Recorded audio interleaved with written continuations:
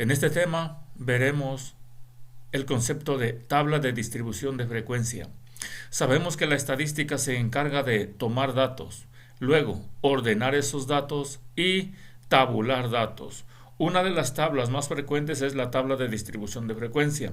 El propósito es simular situaciones de estudio estadístico mediante ejemplos cotidianos de diferente origen, para que puedas aplicarlos en otros aspectos y por tanto ligar la estadística con acontecimientos de tu vida. Para eso vamos a ver un procedimiento, de cómo elaborar una tabla de distribución de frecuencia manualmente. Queda claro que con una computadora, con un software, esto sería más sencillo, pero como es con fines educativos, veremos el procedimiento que se debe hacer. Número 1, se ordenan los datos de forma ascendente. Número 2, se determina el rango. Esto se logra restando el dato mayor y el dato menor. Luego, número 3, seleccionar el número de intervalos de clase. No debe ser menor de 5 ni mayor de 18. En algunos casos, cuando resolvemos un problema, recibimos la instrucción del número de intervalos de clase o el número de clases. En otras ocasiones, cuando no recibamos esa instrucción, podemos utilizar esta ecuación, donde k es igual a 1 más 3.3 logaritmo de n, donde k es el número de clases sugeridas y n es el número de datos que se obtienen.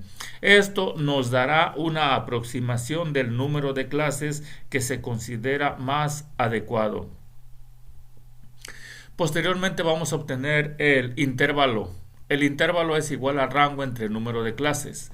Número 5. Si el resultado no es un entero en el intervalo, se redondea al entero superior. Esto altera el rango y obliga a ajustar ese rango. A esto se le llama nuevo rango. El nuevo rango es el intervalo por el número de clases. Existe una diferencia entre rango inicial y el nuevo rango por este ajuste que se hizo. Esa diferencia debe ajustar el dato mayor y el dato menor.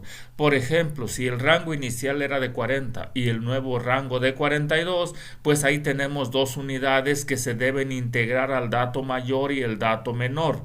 Lo más adecuado sería al dato menor restarle uno y el dato mayor sumarle otro. Esto con la finalidad de que el nuevo rango sea igual a 42. Si ya lo hicimos, el número 6 sería formar los intervalos de clase, anotando el dato menor y sumando el valor del intervalo menos 1 a cada clase. Posteriormente fijamos los límites reales de cada clase. Ahorita lo vamos a hacer para ver cómo se realiza este procedimiento.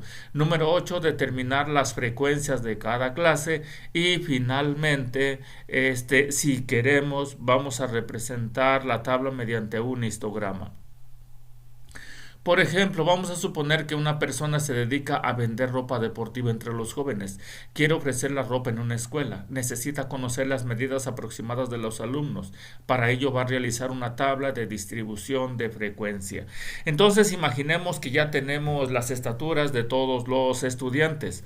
Entonces, aquí nos dice que vamos a ordenarlos de forma ascendente. Luego vamos a determinar las frecuencias y a elaborar una tabla de distribución de frecuencias. Para este video y por cuestión de tiempo vamos a dejarlo cuando elaboremos la tabla de distribución de frecuencia. Imagínense que tenemos muchísimos números.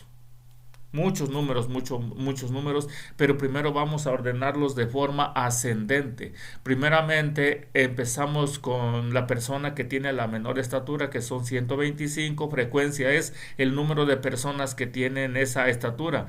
Luego continuaría 131, que son frecuencia 2, es decir, dos personas son las que tienen esa estatura y así sucesivamente. ¿Por qué desde 125 nos pasamos hasta 131? Pues simplemente porque ya no había personas con 126, 127, etcétera. Entonces aquí lo ordenamos de forma ascendente y ya tenemos las frecuencias, es decir, el número de personas que tienen cada una de las estaturas.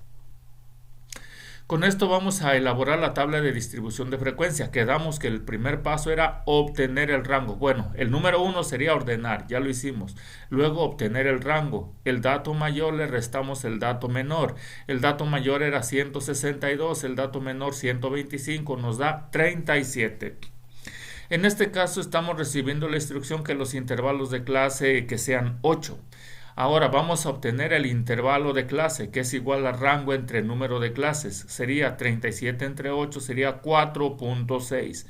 Por lo que comentamos, vamos a redondear al entero superior. Entonces, se redondea al entero superior, en este caso es 5. Se obtiene el nuevo rango.